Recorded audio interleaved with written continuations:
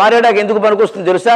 చెమ్మ హరించడానికి పనికొస్తుంది. చెమ్మ ఎక్కడైనా తడి ఉంటే 4 మారేడు దళాలు వేస్తే చెమ్మ పీల్చేస్తుంది. అందుకే శివాలయాల్లో మారేడాకు వేస్తారమ్మా. శివుడికి మారేడాకు ఇష్టం అంటే అది అర్థం. మన సంస్కృతి అంత గొప్పది. మనం ఏమనుకుంటాం, 4 ఆకులు ఇష్టం అంటే 400 ఆకులు వేస్తే ఇంకెంత ఇష్టమో, 1,00,000 పత్తి వేస్తే ఇంకెంత ఇష్టమో. మొత్తం శివుడు మునిగిపోయాడు ఇక్కడ.